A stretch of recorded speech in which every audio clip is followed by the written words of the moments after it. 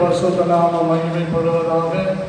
இந்த 11வது நாள் மாலை துதி ஆராதனைக்கு யோசுவாவின் துதி ஆராதனையில் பங்கு கொண்டிருக்கிற உங்கள் ஒவ்வொருவரையும் ஆண்டவராகிய இயேசு கிறிஸ்துவின் நாமத்தில் வாழ்த்தி வரவேற்கிறேன்.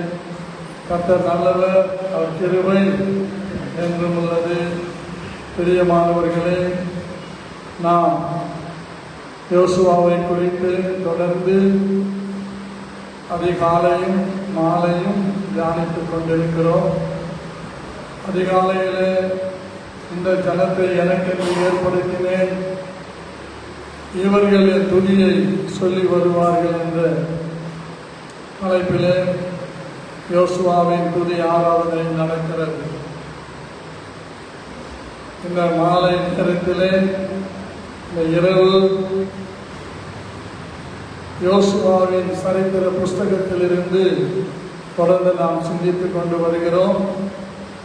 ஒருவேளை இது குறித்து தெரியாதவர்கள் இருப்பீர்களானால் வீட்டில் உங்கள் மொபைலில், முகநூலில், ஃபேஸ்புக்கில் நீங்கள் பார்த்து காரியங்களை படித்துக் கொள்ளலாம். இந்த நாளில் கூட நம்முடைய ஆசீர்வாதத்திற்காக யோசுவாவின் சரித்திர புத்தகம் 7ஆம் அதிகாரம் 13, 14, 15, 16, 17, 18 ஆகிய வசனங்களை உங்களுக்காக நான் வாசிக்கிறேன். எழுந்திரு, நீ ஜனங்களை பரிசுத்தம் பண்ணி சொல்ல வேண்டியது என்னவென்றால், நாளைய தினத்திற்கு உங்களை பரிசுத்தம் பண்ணிக் கொள்ளுங்கள். இஸ்ரவேலரே, சாபத்தீடானது உங்கள் நடுவே இருக்கிறது. நீங்கள் சாபத்தீடானதை உங்கள் நடுவிலிருந்து விலக்காதிருக்க மட்டும் நீங்கள் உங்கள் சத்துருக்களுக்கு முன்பாக நிற்கக்கூடாது என்று இஸ்ரவேலின் தேவனாகிய கர்த்தர் சொல்லுகிறார். காலையிலே நீங்கள் கோத்திரம் கோத்திரமாக வர வேண்டும். அப்பொழுது கர்த்தர் குறிக்கிற கோத்திரம் வம்சம் வம்சமாக வர வேண்டும். கர்த்தர் குறிக்கிற வம்சம் குடும்பம் குடும்பமாக வர வேண்டும். கர்த்தர் குறிக்கிற குடும்பம் பேர் பேராக வர வேண்டும் என்று சொல். அப்பொழுது சாபத்தீடானதை எடுத்தவனாய் கண்டுபிடிக்கப்படுகிறவன் கர்த்தரின் உடன்படிக்கையை மீறி இஸ்ரவேலிலே மதிகேடான காரியத்தை செய்தபடியினால் அவனும் அவனுக்குள்ள யாவும் அக்கினியில் சுட்டெரிக்கப்பட கடவுது என்றான். யோசுவா அதிகாலமே எழுந்திருந்து இஸ்ரவேலரை கோத்திரம் கோத்திரமாக வர பண்ணினான். அப்பொழுது யூதாவின் கோத்திரம் குறிக்கப்பட்டது. அவன் யூதாவின் வம்சங்களை பரப்பணின போது சேராகியரின் வம்சம் குறிக்கப்பட்டது. அவன் சேராகியரின் வம்சத்தை பேர் பேராக வரப்பண்ணின போது சப்தி குறிக்கப்பட்டான். அவன் வீட்டாரை அவன் பேர் பேராக வரப்பண்ணின போது யூதா கோத்திரத்து சேராகின் குமாரனாகிய சப்திக்கு பிறந்த கர்மியின் மகன் ஆகான் குறிக்கப்பட்டான் என்று வேதம் சொல்லுகிறது. ஒரு முக்கியமான ஒரு சம்பவம்,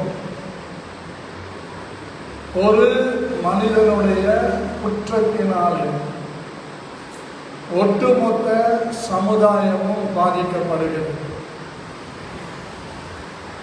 பிரியமான கர்த்தருடைய பிள்ளைகளே, இந்த யோசுவா தேவனுடைய சமூகத்திலே புழுதியை போட்டுக்கொண்டு மன்றாடுகிற போது கர்த்தர் அவனுக்கு சொன்ன வார்த்தை எழுந்தது. இன்னைக்கு நிறைய பேர் பலவிதமான சோதனைகள் நடுவிலே சிக்கி வேதனைகளோடு விழுந்து கிடக்கிறதை நான் பார்க்கிறேன். ஆனால் தேவன் நமக்கு சொல்லுகிற ஒரு நல்ல யோசனை என்னவென்றால், எழுந்திரு. இதுதான் முக்கியமான காரியம். தோல்வியை கண்டு, கடந்ததை கண்டு, நடந்து முடிந்ததை கண்டு வந்து நீ ரொம்ப சென்சிட்டிவாக ஃபீல் பண்ண வேண்டிய அவசியம் இல்லை. ஆகவே நீ என்ன செய்யணும்னா அதை தூக்கி எறிந்துவிட்டு மற்றும் ஒரு காரியத்தை செய்யும்படியாக எழுந்திருக்க வேண்டும். கர்த்தருக்கு ஸ்தோத்திரம். இன்றைக்கு நிறைய கர்த்தருடைய பிள்ளைகளை என்னதான் எழுப்பினாலும் அவங்க எழும்புறதே இல்லை. அவங்க போகிற போக்கில் தான் போய் கொண்டு இருக்கிறாங்க. எவ்வளவு நஷ்டம் வந்தாலும், கஷ்டம் வந்தாலும், பாதிப்பு வந்தாலும், இழப்புகள் வந்தாலும், ஆனால் அவங்க வாழ்க்கையில் அதுலேயே நிலைச்சிருக்கிறாங்க. நான் நிறைய பேரை பார்த்துருக்கிறேன், அதுலேயே நிலைச்சிருக்கிறாங்க. சில ஆண்டுகளுக்கு முன்பு கொடைக்கானல் பட்டணத்திற்கு நான் பிரசங்கிக்க அழைக்கப்பட்டிருந்தேன். நான் சொல்லுவது 97வது ஆண்டு. அந்த கூட்டங்களில் ஆண்டவர் பலமாக காரியங்களை செய்தார். அப்பொழுது ஒரு குடும்பத்திற்கு அந்த போதகர் என்னை அழைத்து கொண்டு போனார். அந்த வீட்டுக்கு போன உடனே உட்கார்ந்து கொண்டிருக்கிறேன். எப்பவுமே எந்த வீட்டுக்கு போனாலும், எங்கே போனாலும், தண்ணி குடித்தாலும், காஃபி டீ எது கொடுத்தாலும் அதை வாங்கி கண்களில் பார்க்குற மாதிரி தான் இருக்கும். ஆனால் ஒரு ஜபம் பண்ணுவேன். என்ன ஜபம் பண்ணுவேன்னா, யாரை குடித்தாலும் அது உன்னை சேதமாக்காதுன்னு சொன்னீங்களா ஆண்டவரே, என் கையில் இருக்கிற இந்த தண்ணியை ஆசீர்வதிங்க, அப்பத்தையும் தண்ணீரை ஆசீர்வதித்து வியாதியை உன்னை விட்டு விளக்கவேன்னு சொன்னீங்களே, இந்த தண்ணீரை ஆசீர்வதிங்க, இந்த காஃபியோ டீயோ அது பேரை சொல்லி ஆசீர்வதிங்கன்னு என் இருதயத்தில் ஆண்டவரோடு பேசிவிட்டு தான் குடிப்பது பழக்கம். அன்றைக்கு அந்த வீட்டில் போய் உட்கார்ந்த உடனே கண்ணை மூடி ஸ்தோத்திரம் பண்ணி கொண்டிருக்கிறேன். எனக்கு முன்னால் ஒரு காட்சி. இந்த நாளில் அவங்க பக்கத்து ரூமில் ஒரு செவற்றில் சப்பரம் கட்டி அதில் ஒரு வேளாங்கண்ணி சிலையை வைத்து புறஜாதிகள் பூஜிக்கிறது போலவே அவர்கள் பூஜிக்கிறார்கள். ஆனால் அவர்கள் ஒரு ஆவிக்குரிய சபைக்கும் போகிறார்கள். ஆனால் அவங்களுக்கு அவங்க அந்த வீட்டு எஜமானர் ஒரு டாக்குமெண்ட் ரைட்டர், அந்த அம்மா ஹவுஸ் ஒய்ஃப். இப்படி 2 பெண் பிள்ளைகள், ஒரு பையன். கண்ண மூடி ஜெபம் பண்றேன். எனக்கு முன்னாடி அந்த சப்பரம் அப்படியே உயரமா தெரியும். அது என்னோட பேசுது. இவர்களை முழுவதும் என்னுடைய அடிமைத்தனத்துக்குள்ளே வைத்திருக்கிறேன். நீ வந்தால் இவங்களுக்கு எல்லாருக்கும் விடுதலை வரும்னு எனக்கு தெரியும். ஆனால் இவர்களை நான் விடமாட்டேன். இவர்களை மனம் திரும்ப விடமாட்டேன். நீ எந்த பாடுபட்டாலும் மனம் திரும்ப விடமாட்டேன். ஆகவே நீ உடனே இந்த வீட்டை விட்டு எழுந்து போ என்று அது என்னை எச்சரிக்கிறது. இன்னொரு பக்கம் ஒரு தேவனுடைய தூதன் வந்து நின்று என்னோடு பேசுகிறார். நீ தைரியமாய் பேசு, பயப்படாத, இந்த குடும்பம் எனக்கென்று நான் ஏற்படுத்தி இருக்கிறேன் என்று அந்த தேவதூதன் சொல்லுகிறேன். உடனே அதற்கு செவி கொடுத்து நான் கண்களை திறந்து பார்த்தேன். இந்த வீட்டில் சகோதரி தண்ணி கொண்டு வந்து கொடுத்தாங்க. எப்போ போல ஜெபம் மட்டும் தண்ணியை குடிச்சுட்டேன். நீங்கள் நம்புங்க, நம்பாம போங்க. அந்த டம்ளரில் கொடுத்த தண்ணி முழுக்க முழுக்க கசப்பா இருந்தது. ஜபம் பண்ணி குடிச்சிட்டேன். பிறகு காப்பி கொடுத்தாங்க. அந்த காப்பியை குடிக்கிற பயங்கர துவர்ப்பா இருந்தது. ஜபம் பண்ணி குடிச்சிட்டு சாவுக்கு ஏதுவாய் யாதொன்றை குடித்தாலும் அது அவரை சேதப்படுத்தாது என்ற வசனத்தை நினைவு கூர்ந்து ஜபம் பண்ணி குடிச்சிட்டு பிறகு அவங்களுக்கு சில சத்தியங்களை மறைமுகமாக சொல்லிக்கொண்டே வந்தேன். அப்பொழுது அந்த வீட்டில் இருந்த அந்த வாலிப தம்பியை பார்த்து சொன்னேன், இந்த வீட்டில் எத்தனை அறைகள் இருக்குதுன்னு கேட்டேன். அவர் சொன்னார், 3 பெட்ரூம், ஹாலு, கிச்சன், ஒவ்வொரு வீட்டிலேயும் அட்டாச்சு பாத்ரூம் இருக்குது. ஆனால் இந்த வீட்டில் இன்னொரு அறை இருக்கிறது, அதில் சப்பரம் செய்யப்பட்டிருக்கிறது, அதில் வேளாங்கண்ணி சிலை இருக்கிறதை நான் பார்க்கிறேன். அது என்னை பார்த்து இப்படி எச்சரிக்கிறது, எச்சரிக்கிறீங்களா அப்படின்னு கேட்டேன். உள்ளே இருந்து அந்த வாலிபனுடைய அம்மா ஓடி வந்து, ஐயா யாருக்குமே தெரியாத உங்களுக்கு எப்படி தெரியும் என்று அவங்க கேட்டாங்க. அப்போ நான் தைரியமா சொன்னேன், நான் கண்களை மூடி வந்து உட்கார்ந்த உடனே கண்களை மூடும் போது இந்த காட்சியை நான் பார்த்தேன். அது என்னை மிரட்டினது. இப்போ நீங்கள் தண்ணி கொடுத்தீங்க, அது கசப்பா இருந்தது. காப்பி கொடுத்தீங்க, அது துவர்ப்பா இருந்தது. ஆகவே எனக்கு ஒன்று தெரிகிறது, உங்கள் வீட்டில் நீங்கள் சபைக்கு போகிறீர்கள், ஆனால் 2 எஜமானுக்கு ஊழியம் செய்கிறீர்கள். ஒன்று, உங்களுக்கு வருமானங்கள் வருகிறது, அது கசப்பான வருமானம். ஒன்று, நீங்கள் சாப்பிடுகிற உணவு ஒரு திருப்தி இல்லாத உணவு. ஆனால் இந்த பகுதியில் வாழ்கிற மக்களுக்கு முன்னால தலை குனிந்து போகக்கூடாது என்று சமாளித்து கொண்டு செயல்படுகிறீர்கள். ஆகவே கர்த்தர் சொல்றாரு, ஒன்று, கர்த்தர் தெய்வமானால் கர்த்தரை தேடுங்கள், பாகால் தெய்வமானால் பாகாலை தேடுங்கள் என்று அத்தனை பேருக்கும் சொல்லிட்டு, இந்த வீட்டில் 2 சகோதரிங்க இருக்கிறீங்க, உங்களுக்கு இன்னும் என்ன ஆகலை, திருமணம் ஆகலை. ஒரு சகோதரிக்கு 30 வயதாகிறது, மூத்தவளுக்கு 33 வயதாகிறது. என்ன ஆகலை, திருமணம் ஆகலை. காரணம் இதுதான் என்று நான் சொன்னேன். அவங்க யாரும் நம்பலை, அந்த பாஸ்டரும் நம்பலை.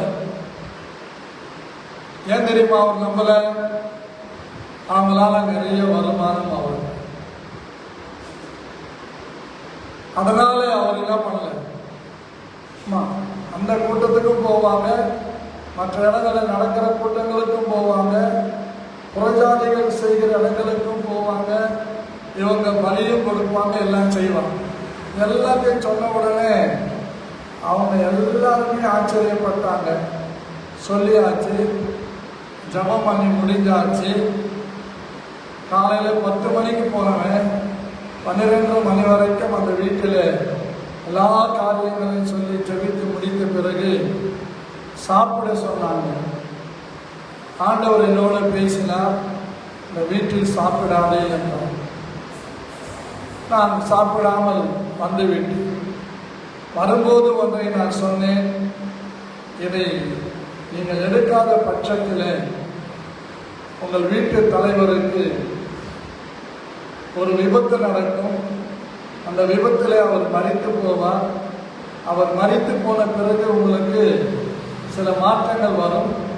இது இருப்பதனால உங்கள் வீட்டில் பெரிய கஷ்டம் என்று நான் சொன்ன உடனே அவங்க நம்பவே இல்லை. சொல்லிட்டேன், ஜெபம் பண்ணிட்டு வந்துட்டேன், சாப்பிடல. சாயங்காலம் கூட்டத்துக்கு ஆயத்தமாகி போய் நிற்கிற அந்த குடும்பம் வந்திருக்கிறாங்க. ஆவியானவர் பயங்கரமாக கிரியை செய்கிறார். அந்த இடமே நம்ம சர்ச்சில் ஒரு அரை பாகமாக இருக்கு, அளவு ஒரு 20க்கு 30 தான் இருக்கு. ரொம்ப நல்ல விடுதலை. அந்த வீட்டில் அந்த மூத்த மகளுக்குள் இருந்து ஒரு சர்ப்பத்தில் வெளியே வந்து அது வந்து எல்லாவற்றையும் சொன்னது. பாஸ்டர் சொன்னது மெய்தான். அவர் சொன்ன காரியங்கள் எல்லாம் நீங்கள் நம்பவில்லை. ஆகவே உங்களுக்கு என் போன்றவர்கள் சொன்னாதான் நீங்கள் நம்புவீங்க. அதனால தான் பல வருஷமாக இந்த பெண்ணுக்குள்ளே மறைந்திருந்தேன்னா இந்த வேலை வெளியே வந்து விட்டேன் என்று விவரமாக சொல்லிட்டு அதை விழுந்து அந்த பிள்ளையை விட்டு வெளியே போனேன்.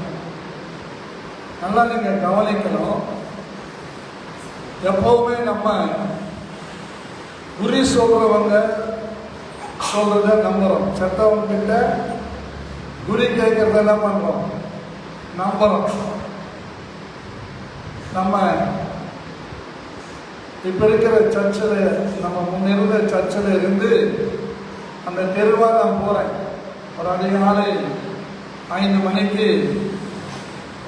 வாக்கிங் போவது பழக்கம்.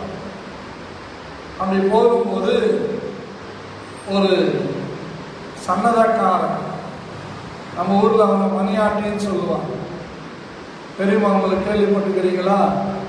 ஆமாம். அதிகாலையில் அவர் நடந்து கொண்டு வருவார்.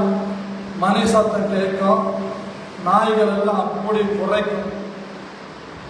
ஆனால் நாய்கள்லாம் குறைக்கவே இல்லை. ஒரு சகோதரி மாத்திரம் ஜன்னல் ஓரத்தில் வந்து திண்ணையில் உட்கார்ந்து அவன் என்ன சொல்றான்னு கேட்குறாங்க. அவனும் அந்த வீட்டுக்கு நேராக வந்து ஏதோ சொல்ல வர்றான். நானும் எனக்கு கொடுக்கப்பட்ட அதிகாரத்தை பயன்படுத்தி இந்த பூமியிலே நீங்கள் எவைகளை கட்டுவீர்களோ அவைகளை பரலோகத்தில் கட்டுவீர்கள் என்று சொல்லியிருக்கிறீரே. நான் உடைய ஊழியக்காரன் இந்த பகுதியில் கொண்டு வந்த நோக்கத்தை நிறைவேற்றும்படி இந்த வீட்டண்டையில் நின்று ஒன்றையும் சொல்லாதபடிக்கு இயேசு கிறிஸ்துவின் நாமத்தினாலே அவன் நாவை கட்டுகிறேன், அவன் கை கால்களை கட்டுகிறேன். இதை இப்பொழுதே பரலோகத்தின் தேவன் செய்வீராக என்று ஜெபித்து விட்டு அடுத்த அடி எடுத்து வைக்கிறேன். அவன் கையில் இருந்த இடுப்பையை நாட்டுகிறான். அது ட்ராயிங் சொல்லுதே தவிர அது வேற ஒன்றும் சொல்லது. அவன் கூப்பிட்றான், ஜக்கம்மாங்கிறான். ஒரு முகமதியன் ஜக்கம்மா அது இது கூப்பிட்றான். என்னென்னவோ சொல்ற முடியல. நான் கொஞ்சம் தூரம், ஒரு 20 அடி தூரம் போய் நின்று என்னதான் செய்யறான்னு பார்க்கலாம். அந்த சகோதரி அங்கேதான் உட்கார்ந்து இருக்கிறான். நம்ம காது கொடுத்து கேட்டுக்கிறாங்க. ஏதாவது சொல்லுவானா சொல்லலை. மறுநாள் பரிசுத்த ஆராதனை. அந்த ஆராதனையில இந்த சாட்சியை சொல்றேன்.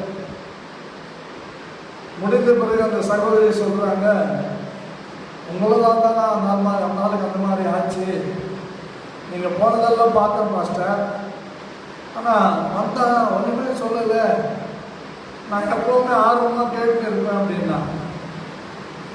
இப்படி கர்த்தருடைய பிள்ளைகள் ரட்சிக்கப்பட்ட பிறகு கூட பிதா குமாரன் பரிசுத்த ஆவி நாமத்தில் ஞானஸ்நானம் பெற்ற பிறகு கூட சில தவறான வழிமுறைகளை பின்பற்றுகிறதை நான் பார்க்கிறேன். எனக்கு அது ரொம்ப வருத்தம்.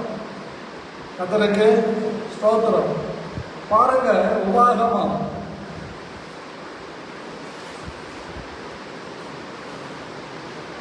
18ஆம் அதிகாரம் 10வது வசனத்தில் தெளிவாக ஆண்டவர் எழுதி வைத்திருக்கிறார்.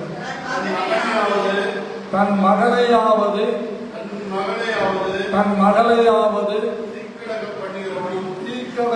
பண்ணுகிறவனும் குறி சொல்லுகிறவனும் நாள் பார்க்கிறவனும் அஞ்சனம் பார்க்கிறவனும் சூனியக்காரனும் மந்திரவாதியும் சன்னதக்காரனும் மாய வித்தைக்காரனும் செத்தவர்களிடத்திலே குறி கேட்கிறவனும் உங்களுக்குள்ளே இருக்க வேண்டாம். இப்படிப்பட்டவைகளை செய்கிறவன் எவனும் கர்த்தருக்கு அருவருப்பானவன். இப்படிப்பட்ட அருவருப்புகளின் நிமித்தம் உன் தேவனாகிய கர்த்தர் அவர்களை உன் முன்னின்று துரத்தி விடுகிறார்.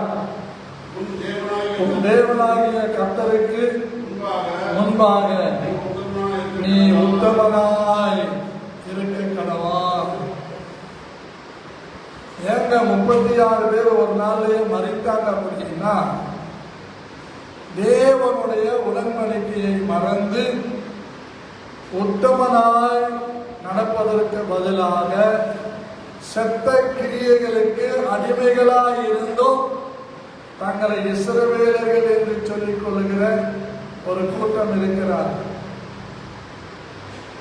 சில ஆண்டுகளுக்கு முன்பு பல கோயில்களை செய்த ஒரு சகோதரன்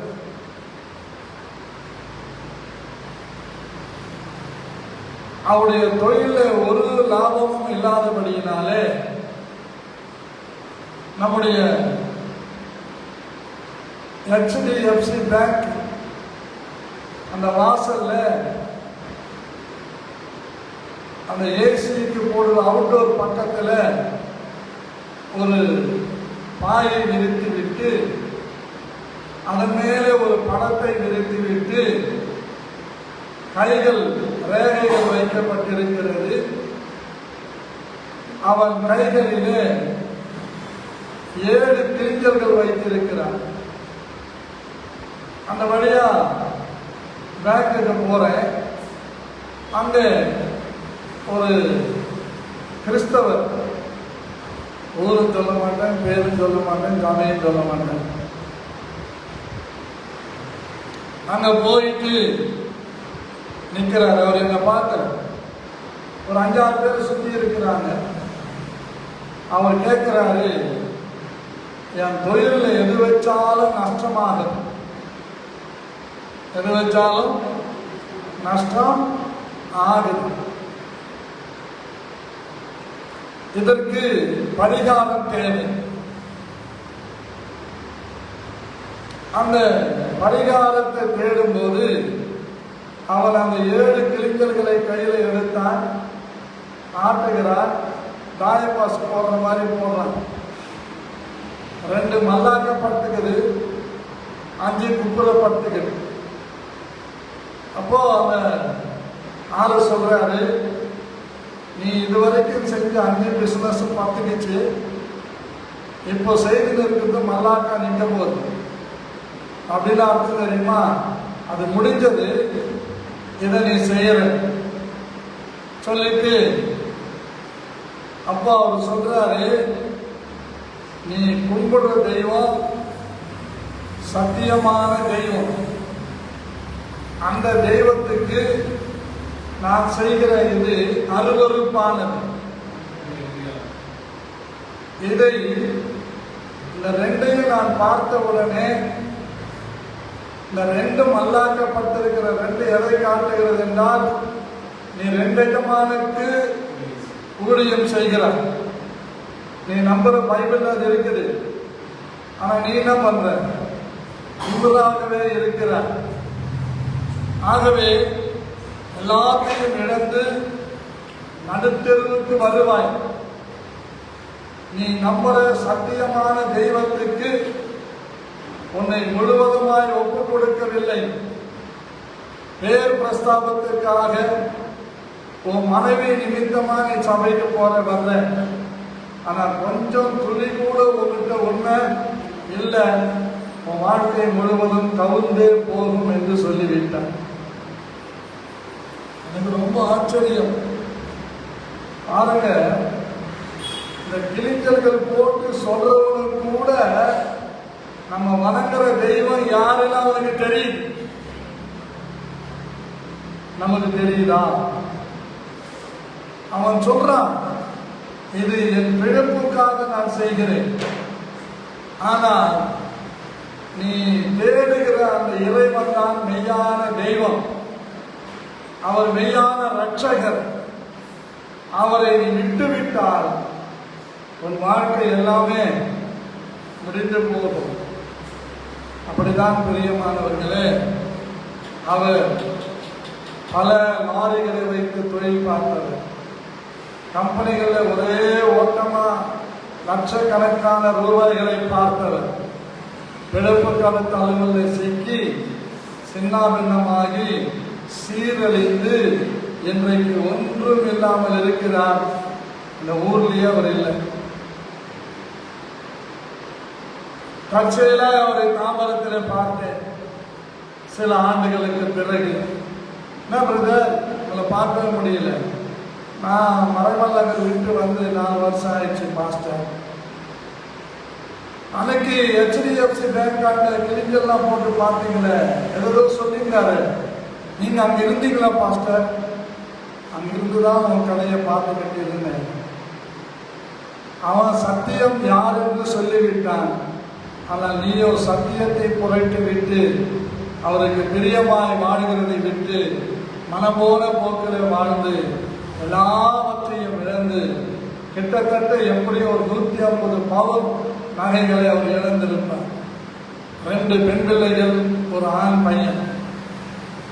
அங்கே அவர்கள் போய் வேறு ஒரு இடத்துல வேலை செய்து படித்து கொண்டு அப்படிதான் இன்றைக்கும் இருக்கிறார்கள். ஒருவேளை இன்னைக்கு அந்த பிள்ளைகள் படித்து வேலை கிடைத்து நல்லா இருந்திருக்கலாம் என்று நம்புகிறேன். எதுக்கு இதை சொல்ல வர்றேன்னா, கர்த்தராகிய தேவன் நம்மிடத்திலே ஒரு உண்மையை எதிர்பார்க்கிறார். கலப்பை மேல் கை வைத்து விட்டு பின்னிட்டு பார்க்கிறவன் தேவனுடைய ராஜ்யத்திற்கு தகுதி உள்ளவன் அல்ல. உங்க பாஸ்டருக்கு நிறைய சோதனை அந்த மாதிரி வந்தது. என் பேரு மோகன் தானே. எங்க சர்ச்சு, நம்ம சர்ச்சு போர்ட்ல டைட்டஸ் ஐ மோகன் இருக்கும். ஆனா எங்க வீட்டுக்கிட்ட ஒருத்தர் வந்தார். நம்ம பிரதர் தினகர் மாதிரி ஒருத்தர் வந்தார். நீங்க தான் மோகனான்னு கேட்டார். ஆமாங்க, என் பேரு டைட்டஸ் ஐ மோகன். நீங்க லேண்ட் மீடியேட்டரா இருக்கிறீங்கன்னு கௌரவமா கேட்டார். ஏன் பச்சையாதான் கேளுங்களேன், நீங்க புரோக்கரான்னு கேளுங்கன்னு கேட்டேன். இல்ல, உங்களை பார்த்தா படிச்சவர் மாதிரி தெரியுது, போர்ட்ல உங்க பேரை பார்த்தேன், உங்களை பத்தி ரொம்ப பெருமையா பேசுறாங்க, நீங்க எல்லாம் லேண்ட் பார்த்து கொடுத்தா அது ஜெனுவனா இருக்குன்னு சொல்றாங்க. பாருங்க, நான் அவர்கிட்ட ஆமா நான் தான் அப்படிதான் இப்படிதான்னு சொல்லாம, பாருங்க இந்த நேரம் போங்க, அந்த நம்ம அந்த இடத்துல வந்து ஒரு தோட்டம் மாதிரி இருக்கும், காம்பவுண்ட். அதுக்கு அண்ணாண்ட பக்கம் போய் காய்காரி யாருன்னு கேளுங்க. அவரு பேரும் மோகன் தான். அவர் தான் லேண்ட் விஷயமெல்லாம் பார்க்கிறவர். அவர் உங்களுக்கு வாங்கி தருவாரு அப்படின்னு சொல்லி அனுப்பின. ஐயா, ரொம்ப ஆச்சரியமா இருக்குது நீங்க சொல்றது. ஆச்சரியமா தான் இருக்கும். சொல்லிட்டு நான் சொன்னேன், நான் இயேசுவை பிரசங்கிக்கிறேன். நான் இயேசுவை பிரசங்கிக்கிறவன். இயேசுனா உங்களுக்கு தெரியுமா? தெரியும். அந்த ஹாஸ்டல்ல தான் நான் படித்தேன், அங்கதான் நான் வளர்ந்தேன். இப்போ ஒரு கம்பெனியில இங்க வேலை செய்யறேன். ஒரு இடம் வாங்கி வீடு கட்டலான்னு முடிவு பண்ணியிருக்கிறேன். எங்க மாமியார் வீட்டில், அப்போட அவன் வீட்டில் இல்லை, எங்க மாமியார் வீட்டில் சப்போர்ட் பண்றேன்னு இருக்கிறாங்க. அதுக்கு தான் வந்தேன். அங்கே ஒரு கடையில் கேட்டு அவங்க பேரை சொன்னாங்க. ஐயா, என் பேர் டைட்டஸ் ஐ மோகன், அவர் பேர் மோகன். அவர் தான் சொல்லியிருப்பாங்க, போய் கேட்டு பாருங்க. போய் கேட்டுட்டு, ஆமாங்க ஐயா, அவர் மாதிரியார், அவர் சர்ச்சு நடத்துகிறார், நான் தான் எல்லாருக்கும் வீடுகளை வாங்கி கொடுத்து இடங்களை வாங்கி கொடுத்து ஏதோ கிடைக்கிற கமிஷன்ல வழித்தை கழுவிக்கிட்டு போய்கிட்டு இருக்கிறேன்னு சொல்லி அவரே நேரம் கூட்டிகிட்டு வந்தார். ஐயா, ஃபாதர் ஐயா, தப்பா எடுத்துக்காதீங்க, இவர் வந்து உங்களை கேட்டாரா அப்படின்னு. அவரு சொல்லியிருக்கிறாரு, நான் நிறைய கிறிஸ்தவங்களை பார்த்துருக்கிறேன், பாதிரியார்களை பார்த்துருக்கிறேன், ஒரு ஆனஸ்டான ஒரு மனிதனை முகஸ்துதி இல்லாம ஸ்ட்ரைட் ஃபார்வர்டா இருக்கிற ஒருத்தர் இவரு தாங்க அப்படின்னு வீட்டாண்ட வந்து என்னை காட்டி சொல்றேன். அத்தனைக்கு ஸ்தோத்திரம். ஆனா என்னை பார்த்து அவருக்கு பிடிக்கவே பிடிக்காது. ஏன்னா அநேகர் ரட்சிக்கப்பட்டு சபைக்கு வர்றாங்க, அவருக்கு அது பிடிக்காது. ஆனாலும் அவர் வாயில ஒரு சாட்சி வருது, இவர் தான் ஆனஸ்ட் மேன் ஆஃப் காட். இவர் எப்பவுமே ஸ்ட்ரெயிட் ஃபார்வர்ட் அப்படின்னு சொல்றார். எதுக்கு நான் சொல்ல வர்றேன்னா, நான் பெரிய நீதிமான் என்பதற்காக அல்ல. கலப்பையின் மேல் கை வைத்து விட்ட கர்த்தருடைய பிள்ளைங்க லாபம் வந்தாலும் நஷ்டம் வந்தாலும் உயர்வு வந்தாலும் தாழ்வு வந்தாலும் அன்னக்காவடியா மாறினாலும் தான் பிடித்த விசுவாசத்திலிருந்து ஒரு நாள் பின்னிட்டு பார்க்கவே மாட்டான்.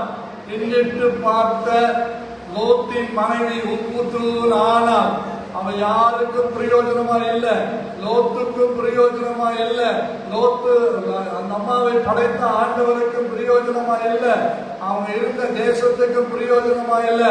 கடைசியில் என்ன ஆயிட்டாங்க? இன்னைக்கு கூட நம்ம நிறைய பேரு ஜோசியம் பார்க்கிறோம். ஒரு முறை நம்ம சர்ச்சுக்கு எதிரில் அந்த வேப்ப மரத்தின் கீழே ஒரு கிளி ஜோசியர் வந்து உட்கார்ந்தார். அந்த பக்கமா ஒரு அக்கா வந்தாங்க, ரொம்ப பழக்கம், அவங்க சபைக்கு போறவங்க, பேர் சொல்லக்கூடாது. வந்து, ஐயா எவ்வளோ ஐயா ஜோசியம் பார்க்குறீங்க? 20 ரூபாய்மாங்க. 20 ரூபாயை கொடுத்தாங்க. அவரு ஒரு நெல்மணியை கொடுத்தார். அந்த கிளி வெளியே வந்தது, அடுக்கி வச்சிருந்தார், சீட்டு கட்டு அப்படி பரப்பி விட்டார். அது வந்து ஒரே ஒரு சீட்டை வெளியே எடுத்தது. அதுல நாக்க நீட்டிக்கிட்டு பல்லு இவ்வளவு பெருசா வச்சுக்கிட்டு 5-6 கைகளை வச்சுக்கிட்டு ஒரு உருவம், இது உங்களுக்கு துணைன்னா.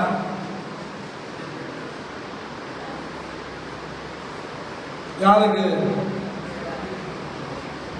பிதா குமாரன் பரிசுத்த ஆவியின் நாமத்திலே ஞானஸ்நானம் பெற்று சபைக்கு போற அந்த அம்மாவுக்கு அந்த படத்தை பார்த்து இப்ப ஜோசியன் சொல்றான்.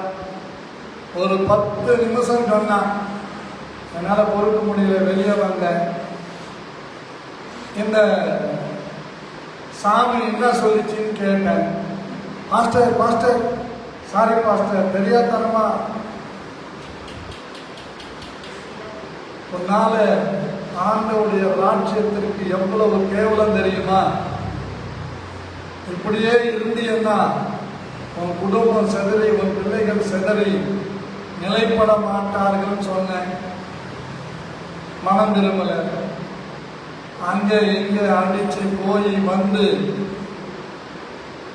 destroyed each and everyone.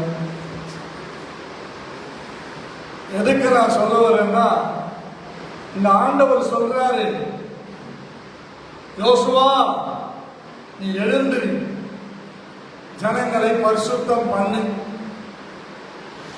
அதுக்குதான் நாங்கள் சபையில வச்சிருக்கிறோம். ஒவ்வொரு மாதமும் முதல் ஞாயிறு ராபோஜன ஆராதனை என்றால், ஒருவேளை நாம் தவறி இருக்கலாம், 3 நாள் சுத்திகரிப்பை வைத்து 4வது நாள் பந்தியை கொடுக்கிறோம். அதை ஒருவரும் சட்டை பண்ணுவதும் இல்லை, அதை ஏற்றுக்கொள்வதும் இல்லை, வருகிறதும் இல்லை. ஆனால் அன்றைக்கு மாத்திரம் வந்து சொல்ற ஜபத்தை சொல்லிட்டு அறிக்கை பண்ணிட்டு வாங்கிட்டு போறாங்க. ஒரு மாற்றமும் இல்லை. ஆனா என் வார்த்தைக்கு செவி கொடுத்து 4 பேர் வந்தாலும் 5 பேர் வந்தாலும் 10 பேர் வந்தாலும் அவங்கள நான் பார்க்கிறேன். அவங்க ஓஹோன்னு கோபுரம் கட்டி வாழனாலும், அன்னாடம் காசுகளா இருந்தாலும், யாரிடத்திலும் 10 பைசா கடன் வாங்காம கௌரவமாக வாழ்கிறவர்களாக இருக்கிறார்கள்.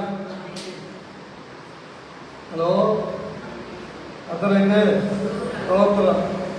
அதுல ஒருவர் வியோலா, ஆண்டனி, ஜபா.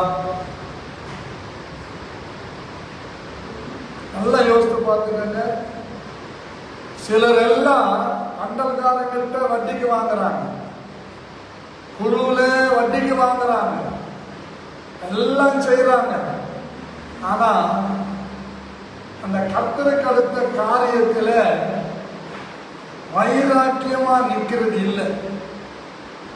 அப்படி நிக்கிறவங்களை ஆண்டவர் வெட்கப்பட்டு போக விட்டதும் இல்லை. ஒவ்வொரு வருஷமும் முடியும் போதும் கர்த்தர் நேர்த்தியாக அந்த பிள்ளைகளுடைய சாட்சியை பரலோகம் அங்கீகரிக்கிறது. முகஸ்துதிக்காக நான் சொல்ல, தைரியமா நான் சொல்றேன். கர்த்தருடைய பிள்ளைகள் பரிசுத்தம் பண்ணப்பட வேண்டும். எப்படி? தினந்தோறும் தங்களை பரிசுத்தம் பண்ணிக்கொள்ள வேண்டும். பரிசுத்தம் இல்லாமல் ஒருவரும் தேவனை தரிசிக்க முடியாது. நிறைய பேர் கதை கட்டுவாங்க ஐஸ்வர்யவான் லாசரை பத்தி. ஐஸ்வர்யவான பற்றி என்ன சொல்லுதுன்னா, அனுதினமும் சம்பிரமமாய் வாழ்ந்தான். நம்மளும் சொல்லுவாங்க, குடிக்கு புத்தனமாக புத்தியாரோட இருந்தான், அப்படி இருந்தா இப்படி இருந்தா. நிறைய பேர் பிரசங்கம் பண்ணுவாங்க. அப்படி பிரசங்கம் பண்ற ஒரு இடத்துல நான் சும்மா எல்லாமே எழுது போய் பைபிள்ல சொல்லாதெல்லாம் நீங்க சொல்லாதீங்க. சம்பிரதியா இருந்தான் அப்படின்னா சுகபோகமா இருந்தான், அதை சொல்லுங்க. சுகபோகமாய் வாழ்கிறவர் உயிரோட செத்தவர் பைபிள் சொல்லுது, நான் ஆனர் பண்றேன், அதை சொல்லுங்க. ஆனா லாசரு உடம்பு முழுவதும் புண்ணு வந்து அவனை நாய்கள் வந்து நக்குது, தரித்திரன்னு சொல்றீங்க. அவனுக்கு ஏன் புண்ணு வந்தது? அவன் கர்த்தருக்கு உண்மையா இருந்தான்னு சொல்றீங்க, அவனுக்கு ஏன் புண்ணு வந்தது? கர்த்தருக்கு பயந்தவன் சொல்றீங்க, அவன் ஏன் பிச்சைக்காரனா இருந்தான்? இப்படி நான் கேள்வி கேட்க ஆரம்பித்தேன். அவரும் நாய் பிரசங்கத்தை நிறுத்திட்டு எனக்கு தெரியல பாஸ்டர் என்றாரு. நானும் அந்த கூட்டம் முடிஞ்ச உடனே வந்துட்டேன். எதுக்கு நான் சொல்ல வரேன்னா, அவன் தரித்திரன், இவன் ஐஸ்வர்யவான். ஐஸ்வர்யவான் தேவனுடைய ராஜ்யத்தில் பிரவேசிப்பது கடினம் என்பதை அங்கே இயேசு கிறிஸ்து ஊமையாக சொல்லி இருக்கிறார். தரித்திரனாய் இருந்தாலும் தன் ஆத்மாவை கரைப்படுத்தாமல் தன் ஆத்மாவை தேவனுக்காக வைத்து நம்பி வாழ்ந்ததுனால தரித்திரனுக்கு பரலோகத்தில் இடம் கொடுக்கப்பட்டிருக்கிறது, ஐஸ்வர்யவானுக்கு பரலோகத்தில் இடம் இல்லை. அப்படிங்கிற ஒரு நடைமுறையான சம்பவத்தை இயேசு கிறிஸ்து ஊமையாக சொல்லி இருக்கிறார். நம்ம நிறைய அந்த கட்டுக்கதைகளை கேட்கறதுல ரொம்ப நமக்கு இன்ட்ரெஸ்ட். இப்போ பாருங்க, அவன் ஆபிரகாம் மடியில உட்கார்ந்து இருக்கிறான். அங்கே அவனுக்கு உடம்புல புண்ணுகள் இல்லை, அங்கே நாய்கள் வந்தவனை நக்கவில்லை. அவன் மரித்தான், தேவ தூதர்களால் கொண்டு போகப்பட்டான். இந்த ஒரு வார்த்தையினாலே அவன் கர்த்தருக்கு பயந்தவன் என்பதை நாம் என்ன பண்ண முடியும்? விளங்கிக் கொள்ள முடியும். ஐஸ்வர்யவான் மரித்தார், நரகத்திற்கு கொண்டு போகப்பட்டார். இதிலிருந்து என்ன தெரிகிறது? அவனும் ஆண்டவரை நம்பினவன், தெய்வத்தை நம்பினவன். அவன் செய்த பாவத்தின் நிமித்தம் நரகத்தில் இருக்கிறான். பாவம் செய்கிற ஆத்துமாவே சாகும் என்று சொல்லுகிறது. பாவத்துக்கு சம்பளம் மரணம் என்று சொல்லுகிறது. ஆகவே நம்ம தேவனுடைய பிள்ளைகளே, நாம் எப்போ இருப்போம் எப்போ போவோம்னு தெரியாது. பிறப்பதும் இறப்பதும் நியாய தீர்ப்பு அடைவதும் நமக்கு நியமிக்கப்பட்டிருக்கு. மூணே சம்பவம் தான். பிறக்கிறது ஒன்று, வாழ்வது ஒன்று, மரிப்பது ஒன்று. நியாயத்தீர்ப்பு. இந்த பிறந்த அந்த ஜன்ம வினை கர்ம வினை இயேசு கிறிஸ்துவின் ரத்தத்தினாலே நீக்கப்படுகிறது. வாழுகிற காலத்திலே நாம் இயேசுவை ஏற்றுக்கொண்டு அனுதினமும் நாம் பரிசுத்தப்படுவது இது நிகழ்கால ரட்சிப்பு. வருங்கால ரட்சிப்பு என்பது என்ன? நிகழ்காலத்திலே நாம் எப்படி வாழ்ந்து கொண்டிருக்கிறோமோ அதை வைத்து வருங்காலத்திலே இயேசு கிறிஸ்துவின் வருகையிலே மரிக்காமலும் எடுத்துக் கொள்ளப்படலாம். ஆனால் இயேசு கிறிஸ்துவுக்குள்ளாக மரிக்கும் போது பாக்கியவான்கள் என்ற ஒரு பட்டத்தோடு நாம் மரித்து மூன்றாவது நாள் இயேசு கிறிஸ்து உயிர்த்தெழுந்தது போல இயேசு கிறிஸ்துவின் வருகையில எக்கால சத்தம் தொனிக்கும் போது கர்த்தருக்குள் மரித்தவர்கள் முதலாவது எழுந்திருப்பார்கள். பின்பு உயிரோடு இருக்கிற நாம் எதிர்கொண்டு போவோம் என்று 1 தெசலோனிக்கேயர் 4ஆம் அதிகாரத்திலே சொல்லியிருக்கிறோம். ஆகவே நம்மை எழுந்திருக்க, நம்மை பரிசுத்தம் பண்ணிக் கொள்வதற்காக என்ன பண்ணணும்? எழுந்து கொள்ளணும். இங்கே கர்த்தர் இவனை எதற்காக எழுந்திரு என்றார்? சாபத்தீடாளரை தொட்டார்கள், அங்க 36 பேர் செத்தார்கள். மறுபடியும் இந்த தோல்வி வராது இருக்க வேண்டுமானால் நீ எழுந்திரு, பரிசுத்தப்படும். யோபுடைய பிள்ளைகள் 10 பிள்ளைகள், அவர்கள் தங்கள் ஜென்ம நாளிலே கொண்டாடினார்கள். ஜென்ம நாள் வந்ததே கஷ்டம்தான். சில வீடுகளில் என்ன மச்சான் பார்ட்டி இல்லையா? என்ன பார்ட்டினா டீ பார்ட்டி, தண்ணி பார்ட்டி. டீ பார்ட்டினா கேக்கு, பிஸ்கெட்டு, கறி சோறு சாப்பிட்றது. தண்ணி பார்ட்டின்னா அன்னைக்கு டெய்லி ஒரு கோட்டை குடிக்கிறவங்க 2 கோட்டை குடிச்சிட்டு வந்து இவன் சாப்பாட்டை எடுத்து அவனுக்கு ஊட்ட, அவன் சாப்பாட்டை எடுத்து இவனுக்கு ஊட்ட, ஒரே மாமன் மச்சான் கொஞ்சம் குலாவும். தான் ஜன்ம நாளில் கொண்டாட்டம். அதனால நான் ஜன்ம நாளை மதிக்கிறது இல்லை, அதை நான் கனம் பண்ணுறதும் இல்லை. அதற்கு தோத்திரம். அதுக்கு விளக்கு ஏற்றுறதுக்கு ஒருத்தன் தமிழ் அறிஞர் ஆலோசனை சொல்றேன் சொல்லிட்டு கடைசியா சொல்றாரு, ஏத்தனை விளக்கு அணைக்க கூடாது. ஆனா நம்ம ஆளுங்க ஏத்திட்டு உஃபல் ஊதிட்டு happy birthday to you, happy birthday to you, happy birthday dear Percy, happy birthday to you, may God bless to you.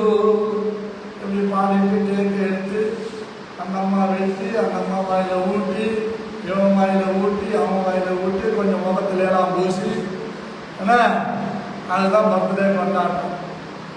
நான் சொல்லுவேன், உன் பர்த்டே கொண்டாட்டம்னா ஒரு 3000 செலவு செய்து ஒரு 30 பேருக்கு பிரியாணி கொண்டு போய் கஷ்டப்படுறவங்க, சாப்பாடு இல்லாதவங்க, அப்படிப்பட்டவங்களுக்கு என்ன பண்ணு, கொடுத்துட்டு வா.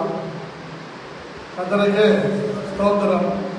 நான் ஒவ்வொரு வருஷமும் என் பிறந்தநாள் வந்தால் ஒரு 3000 ரூபாயை ஒரு மிஷினரி ஆர்கனைசேஷனில் இருக்கிற ஒரு ஹாஸ்டலுக்கு அந்த பணத்தை அனுப்புவேன். கர்த்தருக்கு ஸ்தோத்திரம். ஆனால் மற்றபடி யாரெல்லாம் வர்றாங்க, கேக்கு வெட்டி அந்த பேக் ஆக்குறாங்க, அது வேற சமாசாரம். ஆனால் என்னுடைய நடத்துதல், என்னுடைய வழிமுறை என்னவென்றால், என் பிறந்த நாளில் 4 குழந்தைகளோ 40 குழந்தைகளோ அன்றைக்கு ஒரு நல்ல அறுசுவை உணவை புசிக்க வேண்டும். அதுதான் எனக்கு தருணம். அல்லேலூயா, அல்லேலூயா, அல்லேலூயா. நீங்க என்னைக்கு வேணாலும் வந்து பாருங்க. எங்க வீட்டு வாசல்ல ஒரு வசனம் இருக்கும், உள்ள ஒரு வசனம் இருக்கும். இப்போ புதுசா எங்க பார்சல் வந்து இருக்குது, மாட்டிக்கிறான் பி பாசிட்டிவ். அப்புறம் இப்படி ஒன்னா மாட்டி வச்சிருக்கிறான். மற்ற எதுவுமே இருக்காது. ஏன் அப்படின்னு கேட்டீங்கன்னா, நாம் கர்த்தரை உயர்த்த அழைக்கப்பட்டிருக்கிறோம். கர்த்தரை மேன்மையாக வைக்க அழைக்கப்பட்டிருக்கிறோம்.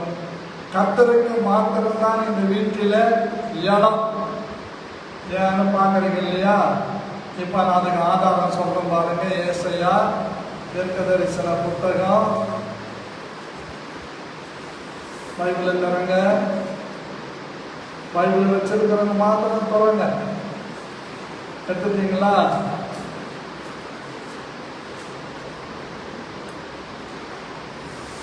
ஐம்பத்தி 6ஆம் அதிகாரம் 6வது வசனம். கர்த்தரை சேவிக்கவும்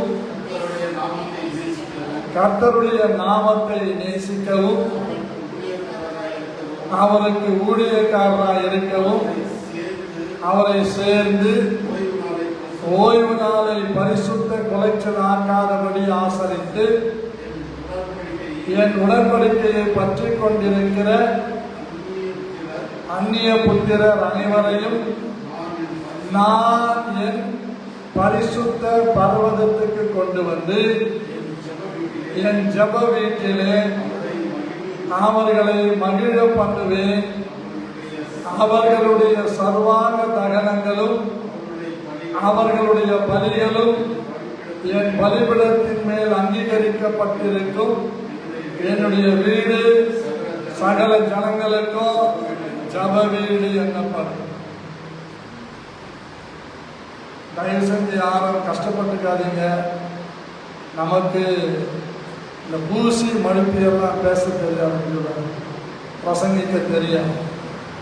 உங்க வீடுகளில் பர்த்டே கொண்டாடுறப்ப எல்லாரையும் கூப்பிடுறீங்க. ஒரு கம்பெனியில கோவர்க்கரையும் கூப்பிடுறீங்க, உறவினர்களையும் கூப்பிடுறீங்க, எல்லாரையும் கூப்பிடுறீங்க.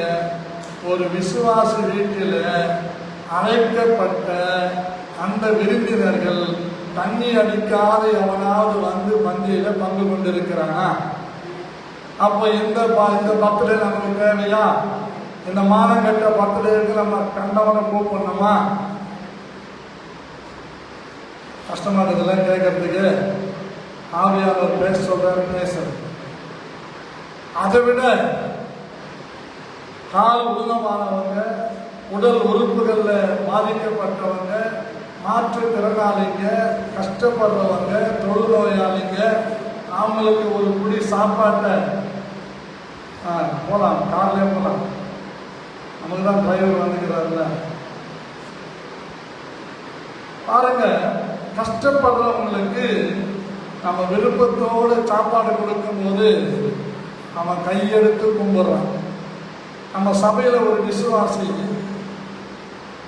ஒரு அப்பா இறந்து போன நினைவு நாளுக்கு சாப்பாடு செஞ்சு கொண்டு போய் ரயில்வே ஸ்டேஷன்ல படுத்திருக்கிறவங்களுக்கு மாற்றுத்திறனாளிக்கு கொடுத்து கொண்டு இருக்கிறாங்க. எங்கேயோ போறதுக்கு நான் ரயில்வே ஸ்டேஷன்ல உட்கார்ந்து இருக்கிறேன்.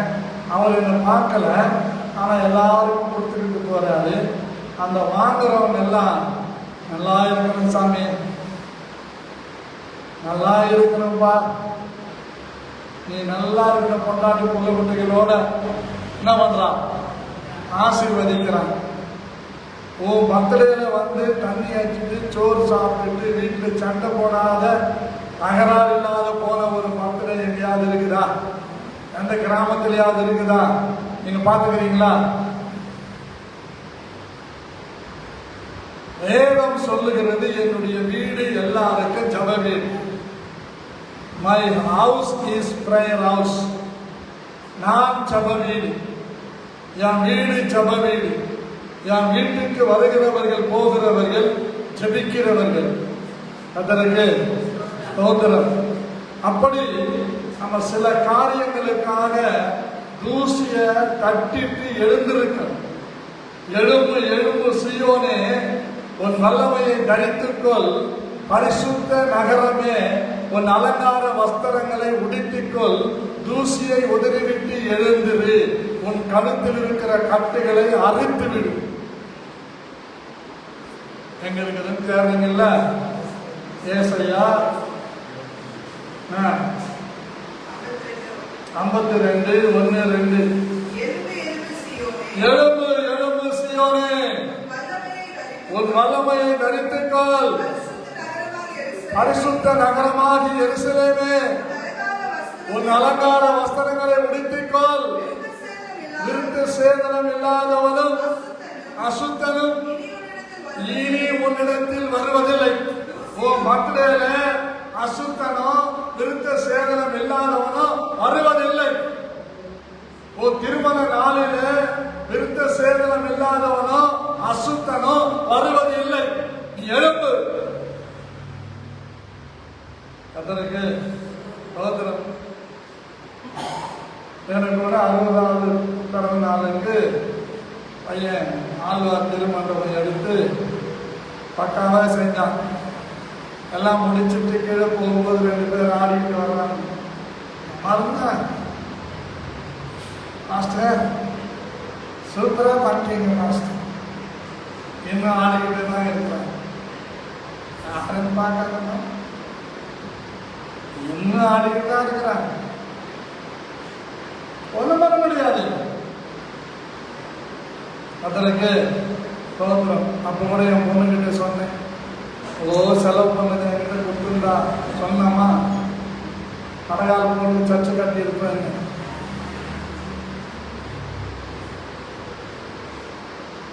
இல்லைன்னா 2 கிராமத்துல சபைய கட்டி இருக்கலாம்னு சொன்னேன். உடனே என் பொண்ணு எனக்கு புத்திமதி சொன்னான். அது அவன் இஷ்டப்பட்டு செய்யறான், உங்களுக்கு என்ன? இது கூட நாங்க செய்யலாம். இவனுக்கே சொல்லாம, எந்த தகவலும் அறிவிக்காம அவ்வளோ சைலண்டா செஞ்சாங்க. எனக்கு மரியாதை தான், கௌரவம் தான். பட்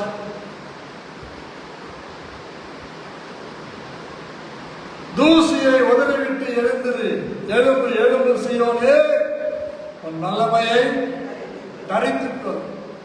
பரிசுத்த நகரமாகிய எருசலேமே, உன் அலங்கார வஸ்திரங்களை உடுத்திக்கொள். விருத்த சேதனம் இல்லாதவனும் துஷ்டனும், விருத்த சேதனம் இல்லாதவனும் அசுத்தனும் இனி உன்னிடத்தில் வருவதில்லை. அடுத்த வசனம் சொல்றாரு பாருங்க. தூசியை உதறிவிட்டு எழுந்திரு, எருசலேமே வீற்றிரு.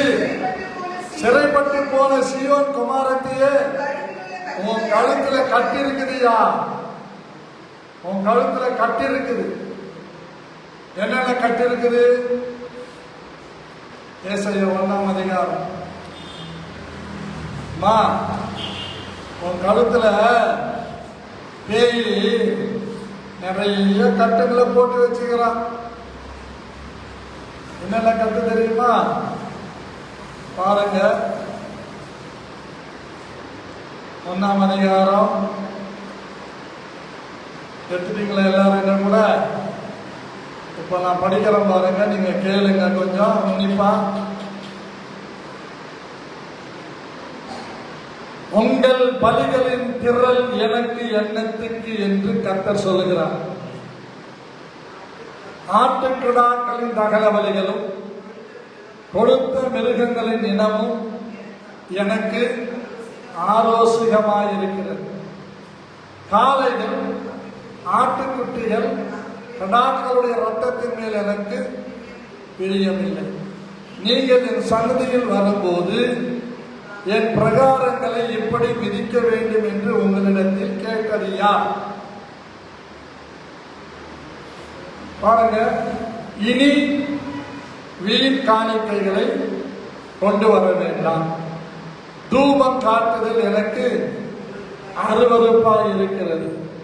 நீங்கள் அக்கிரமத்தோடு ஆசரிக்கிற மாத பிறப்பையும் ஓய்வு நாளையும் சபை கூட்டத்தையும் நான் இனி சகிக்க மாட்டேன்.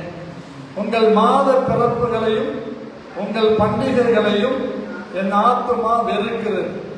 அவைகள் எனக்கு வருத்தமாய் இருக்கிறது. அவைகளை சுமந்து இழைத்து போனேன். நீங்கள் உங்கள் கைகளை விரித்தாலும் என் கண்களை உங்களை விட்டு மறைக்கிறேன். நீங்கள் மிகுதியாய் ஜெபம் பண்ணினாலும் கேளேன். உங்கள் கைகள் இரத்தத்தினால் நிறைந்திருக்கிறது. உங்களை கழுவி சுத்திகரியுங்கள். உங்கள் கிரியைகளின் பொல்லாப்பை என் கண்களுக்கு மறைவாக அகற்றிவிட்டு தீமை செய்தலை விட்டு ஒழியுங்கள் அல்ல, விட்டு ஓயுங்கள். நன்மையை படியுங்கள், நியாயத்தை தேடுங்கள், ஒடுக்கப்பட்டவனை ஆதரித்து திக்கற்ற பிள்ளைகளின் நியாயத்தையும் விதவைகளையும் வழக்கையும் விசாரியுங்கள். வழக்காடுவோம் வாருங்கள் என்று கர்த்தர் சொல்லுகிறார். உங்கள் பாவங்கள் சிவேறிருந்தாலும் உறைந்த மழையை போல் வெண்மையார். அவைகள் இரத்தாம்பர சிவப்பாய் இருந்தாலும் பஞ்சை போல் ஆகும். நீங்கள் மனம் பொருந்தி செவி கொடுத்தால் தேசத்தின் நன்மையை புசிப்பீர்கள். மாட்டோம் என்று எதிர்த்து நிற்பீர்களாகில் பட்டயத்திற்கு இரையாவீர்கள். கர்த்தரின் வாய் இதை சொல்லி. யார் வாய்மா? கர்த்தரின் வாய்.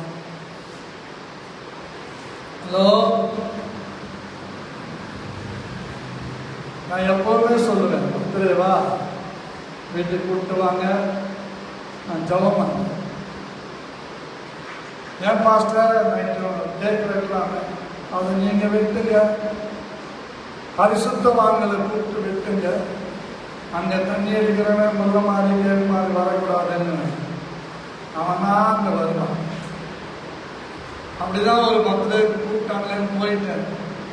கேக்கெல்லாம் வெட்டிட்டேன். பாஸ்டர் அவங்களுக்கு தான் கேக் ஓட்டிங்களா பாஸ்டர், எங்களுக்கெல்லாம் ஓட்டேன். ஆமாயா, உனக்கு ஓட்டுறதுனால நான் கேக் வெட்டி இருக்கிறேன். போடா கூப்பிட்டேன். அப்போ என்னுடைய கனம், எனக்கு கர்த்தர் கொடுத்திருக்கிற அந்த பரிசுத்தன் நீதிமான் என்கிற ஒரு காரியம் உங்களால அப்படிப்பட்டவனுக்கு முன்பாக தூசிக்கப்படுகிறதா இல்லையா? நாங்கள் கூட சாட்சி. சமீபத்தில் ஒரு வீடு பிரதிஷ்டை. நீங்க தான் பாஸ்டர், எனக்கு ரோல்ல சாந்திக்கிறேன். நான் பெர்ஃப்யூம் போட்டு போய்க்கிறேன். அந்த வாசனை போயிடுச்சு. அவன் வாயிலிருந்து வந்த வாசனை சட்டையில ஒட்டிடுச்சு. பாருங்க எவ்வளவு வருத்தம். நீங்க தான் எங்க அப்பா. அப்பா பேச்சு கேட்கலையா? நான் எப்படி உங்க அப்பா? நம்ம ஒண்ணு நல்லா புரிஞ்சுக்கணுங்க. தீமையை செய்தலை விட்டு ஓயுங்கள். மனம் பொருந்தி செவி கொடுத்தால் தேசத்தின் நன்மையை புசிப்பீர்கள். இல்லாவிட்டால் பட்டயத்துக்கு இரையாகும். எப்படி மரணம் வரும் தெரியாது. இப்படி மறிச்சு போறோன்னு நான் போய் கர்த்தருக்குள் இவர் மறித்தார் இது முதற்கொண்டு பாக்கியவான் பேச முடியுமா? சத்தியமா அப்படி அவனை சத்தானா ரொம்ப வந்து தைரியமா சொல்லுவேன், இவன் கர்த்தருக்குள் மறிக்கல, இவன் பாவத்துல மறித்தான், சபிக்கப்பட்டவன் தான் பிரசங்கம் பண்ண. நம்ம ஒண்ணு நல்லா புரிஞ்சுக்கணும் தேவனுடைய பிள்ளைகளை. கர்த்தருடைய நாமத்தின் மகிமைக்காக யோசுவா எழுந்தான், கோத்திரங்களை அழைத்தான். அதில் யூதா கோத்திரம் பிரிக்கப்பட்டது. அந்த கோத்திரத்திலே பாருங்க வர பண்ணினான். யூதாவின் கோத்திரம் பிரிக்கப்பட்டது. யூதாவின் வம்சங்களை வர பண்ண போது செரகியரின் வம்சம் பிரிக்கப்பட்டது. அவன் செரகியரின் வம்சத்தை பேர் பேராக வர பண்ண போது சப்தி குறிக்கப்பட்டான். அவன் வீட்டாரை அவன் பெயர் பேராக வரப்பட்ட போது யூதா கோத்திரத்து சேராகின் குமாரனாகிய சப்திக்கு பிறந்த கர்மியின் மகன் ஆகான் குறிக்கப்பட்டான். கர்மியின் மகன் பேரு யாருக்காவது ஞானசானம் கொடுக்கலாமா? கர்மி எப்படி இருக்கலாம்? கர்மின்னு நம்ம ஒரு மாசம் என்ன?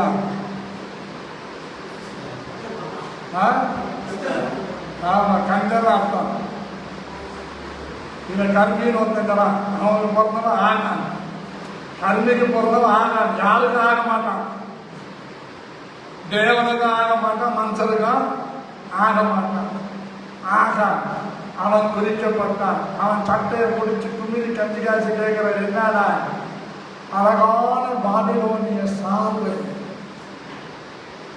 அழகா சொல்றான் பாருங்க, 21வது வசனம். கொள்ளையிலே நேர்த்தியான ஒரு பாபிலோனிய சால்வையையும் 200 வெள்ளி செக்கலையும் 50 செக்கல் நிறையான ஒரு பொன் பாலத்தையும் நான் கண்டு அவைகளை இச்சித்து எடுத்துக்கொண்டு, இதோ அவைகள் என் கூடாரத்தின் மத்தியில் பூமிக்குள் புதைத்திருக்கிறது, வெள்ளி அதன் அடியில் இருக்கிறது என்றான்.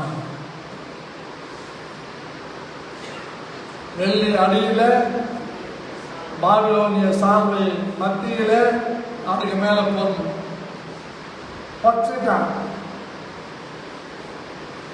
6 மீன் ஏறிட்டான். வெள்ளிக்கும் பொண்ணுக்கும் சால்வைக்கும் வச்சுட்டான். ரெஸ்ட் இன் பீஸ் பூமியில பச்சுட்டான். எடுத்து அங்க ஒரு நடக்குது பாருங்க, கல் எடுத்து எரிந்து கொல்லுகிறார்கள். அந்த பள்ளத்தாக்கு பேர் என்ன தெரியுங்களா? ஆகோர் பள்ளத்தாக்கு. ஆகோர் பள்ளத்தாக்கு. அதற்கு பிறகு ஜனங்கள் ஜெயம் கொள்ளுகிறார்கள், ஆசீர்வாதம் வருகிறது. இன்னைக்கு கூட நமக்குள்ள நிறைய கர்மி இருக்கிறான். எவ்வளோ வருமானம் வந்தாலும் அவன் கர்மி தான். காலையில் ஒருத்தர் வந்தார், நம்ம பிரதர் ஸ்டீபன் ராஜ். அவர்கிட்ட நான் ஒன்றும் கேட்கல. இன்னைக்கு நம்ம சபையில பாஸ்டர்ஸ் மீட்டிங்னு சொன்ன அவ்வளவுதான். சாப்பாடுகள்லாம் அரேஞ்ச் பண்ணிட்டேன். இப்போ ஊழியக்காரங்க வருவாங்க, சும்மா என்ன பண்ணக்கூடாது, அனுப்பக்கூடாது. எப்பவுமே என்கிட்ட வந்தால் ஊழியக்காரில் விரும்பி அனுப்ப மாட்டேன். வயிறு நிறைய சாப்பாடு போட்டு சந்தோஷமாக அனுப்புவேன். அது நம்முடைய பழக்க வழக்கம். அரக்கோணத்தில் இருக்கும்போது அப்படி தான், இங்கேயும் அப்படி தான்.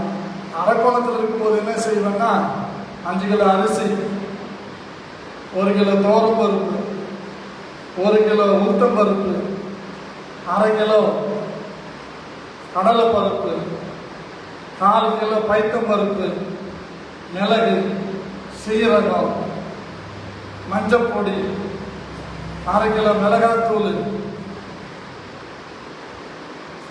1 கிலோ எண்ணெய் எல்லாம் வாங்கி ஒரு 10 கிலோ பையில போட்டு 20 பேர் வந்தாலும் 30 பேர் வந்தாலும் அந்த மீட்டிங்க்கு நான் என்ன பண்ணுவேன், கொடுத்து அனுப்புவேன். போகும்போது ஆளுக்கு அப்போவே 200 ரூபாய் கொடுத்தேன். இப்போ 100 ரூபாய் தான் கொடுப்பேன். அங்கே அந்த கூட்டத்தில் வந்து முன்ன பாடிய ஊழியம் செய்கிறவங்களுக்கு 500 ரூபாய் கொடுப்பேன். ஆனால் இப்போ முடியல.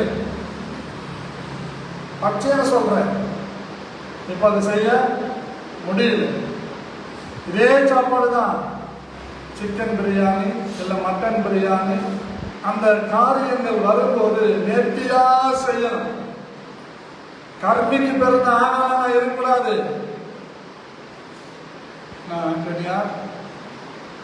கர்மிக்கு பிறந்த கர்த்தருக்கு ஸ்தோத்திரம். அதை முடிச்சு அனுப்பும் போது அதுல 2 ஊழியக்காரங்க கையை பிடிச்சு தேங்க்ஸ் சொல்லி, உங்க மீட்டிங்க்கு வந்து போகும்போது தான் பாஸ்டர் எங்களுக்கு மனசு ரொம்ப திருப்தியா இருக்கு. எங்க பாஸ்டர்ஸ் மீட்டிங்ல 1500 ரூபாய் அந்த மீட்டிங்க்கு என்கிட்ட கொடுப்பாங்க. அதை அப்படியே அவங்க கையில கொடுத்து, நம்ம டீம்ல பாதிக்கப்பட்ட பாஸ்டர் யாருமே இருந்தா, பலவீனப்பட்டவங்க யாருமே இருந்தா அவங்களுக்கு அதை கொடுத்து என்ன பண்ணுங்க, உதவுங்க. கர்த்தரை ஆசீர்வதிச்சிருக்கிறேன். இந்த ஒரு வார்த்தை சொல்றேன். இப்போ ஒவ்வொருத்தருக்காக ஃபோன் பண்ணி, ஸ்டீபன் பாஸ்டர்ஸ் மீட்டிங் வச்சுக்கிறேன், கண்டிப்பாக நீங்கள் ஒரு 2000 ரூபாய் கொடுக்கணும். அந்த பழக்கம் நம்மகிட்ட கிடையாது. அழைத்தவர் உண்மையுள்ளவர், அப்படியே நடத்துவார். கர்த்தருக்கு ஸ்தோத்திரம். நம்ம நல்லா கவனிக்கணும். கர்மிக்கு பிறந்த ஆனால நம்ம என்ன பண்ணக்கூடாது, வாழவே கூடாது. நம்ம திரளான ஜனங்களுக்கு ஆசீர்வதிக்கப்பட்ட மக்களா முன்னால நிற்கணும். அதுக்காக வேதம் நம்மை அழைக்கிறது.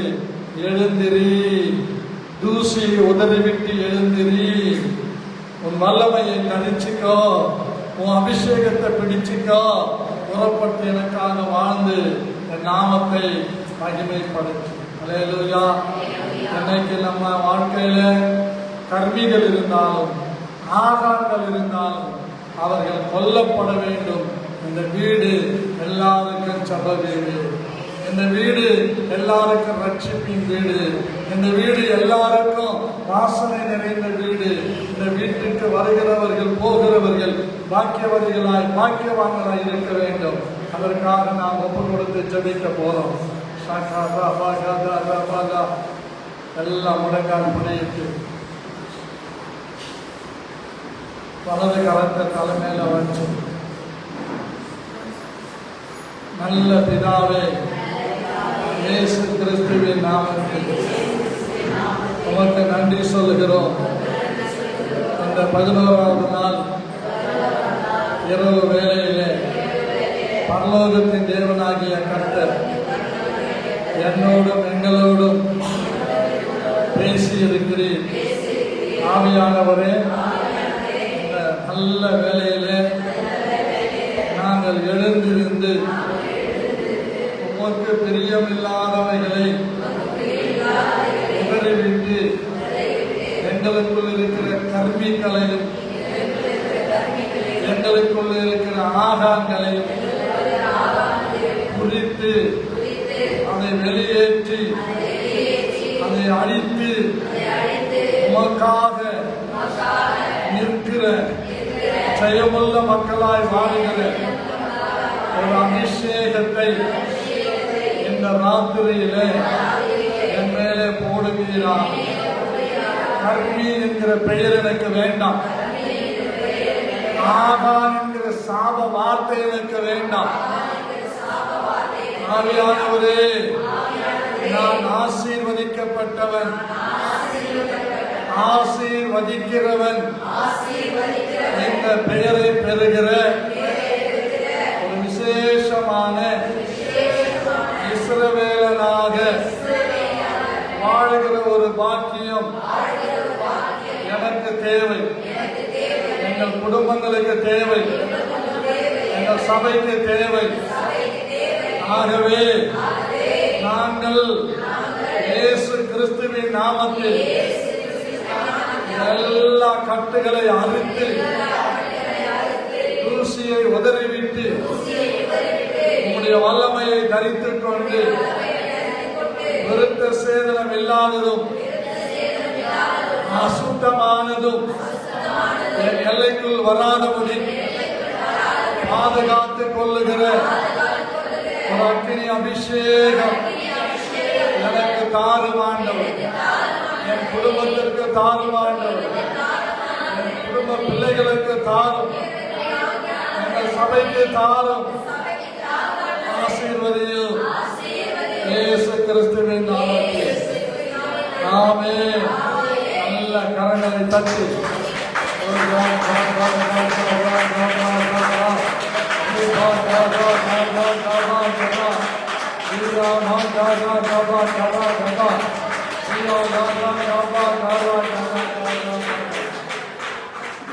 இயேசு கிறிஸ்துவின் நாமத்தில் ஆமென். சேர்ந்து சொல்லுவோம். மூலமே பசுத்த நாமத்தை ஸ்தோத்திரி. ஆத்மாவே கர்த்தரை ஸ்தோத்திரி. கர்த்தர் செய்த சகல உபகாரங்களையும் மறவார். ஹல்லேலூயா.